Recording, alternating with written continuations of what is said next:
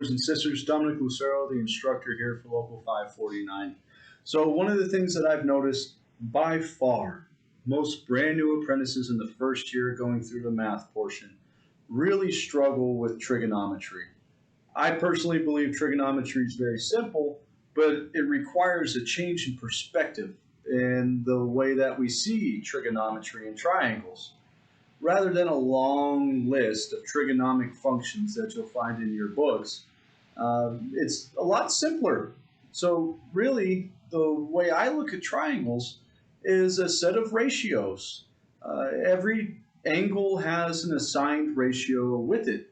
So what I wanted to do today was just a very small introductory video to trigonometry, and we'll just do a very simple problem, something that's very relevant that you could come across on a rigging crew or out in the field all the time.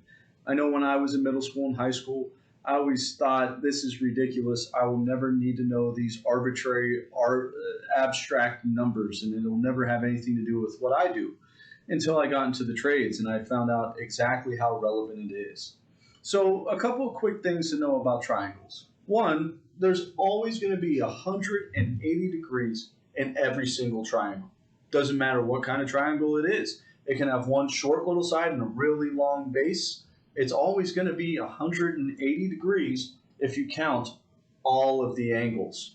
So right here I have a right triangle, which is typically the most usual triangle that we're going to be using out in the field.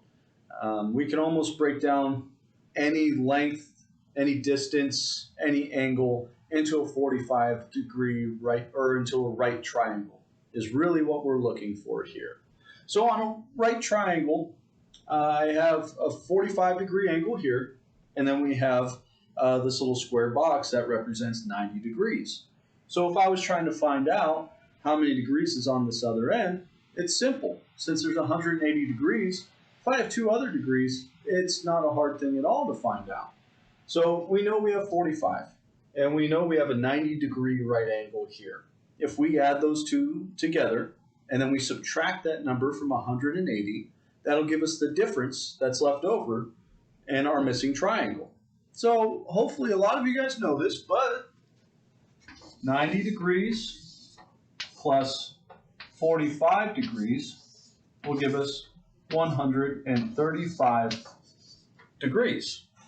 Now, if we subtract that from 180,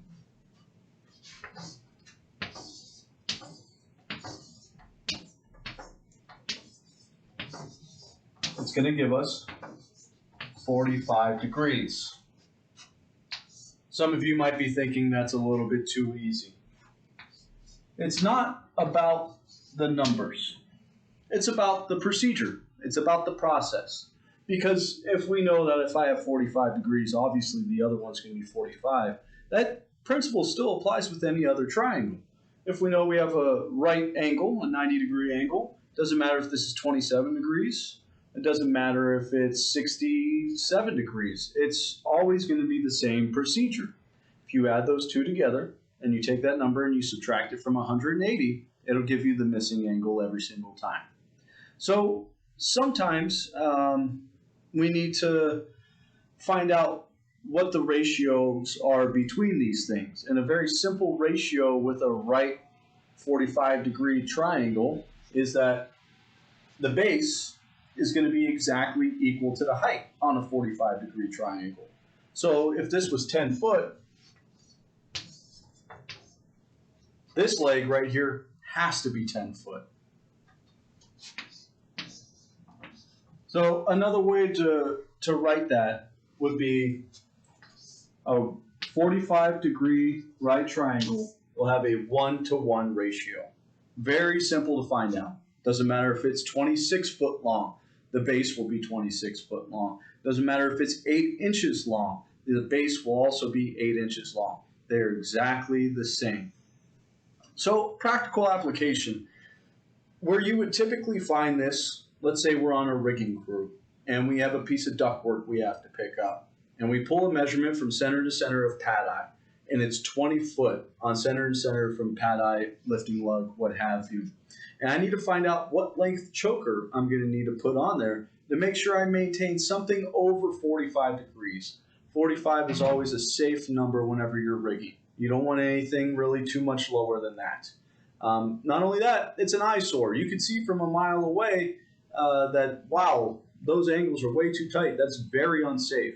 So this is an extremely important little calculation to have in your back pocket with you to make sure we're doing everything safe and we're doing everything professional.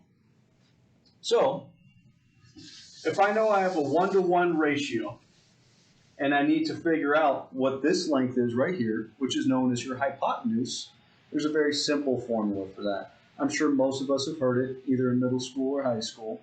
It's called the Pythagorean theorem. It's a squared plus b squared equals c squared. And really what we're looking for the square root of c.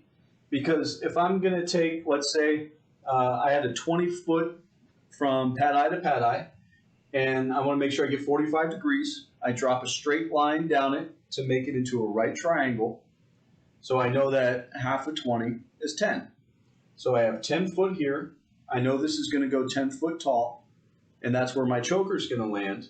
So we're going to have to square these. So 10 times 10 equals 100.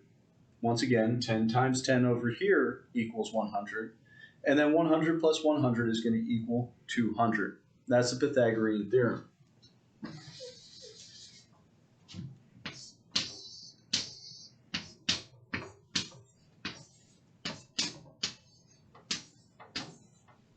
So now we have to find the square root of 200, which all that means is what number times itself would equal 200. So it's not 100, it's not what number times 2 would equal 200, it's what number squared would equal 200. So if you pull out your calculators and you hit that funny symbol, the square root symbol, and you type in 200 and hit equal, it's going to tell you it's 14.14.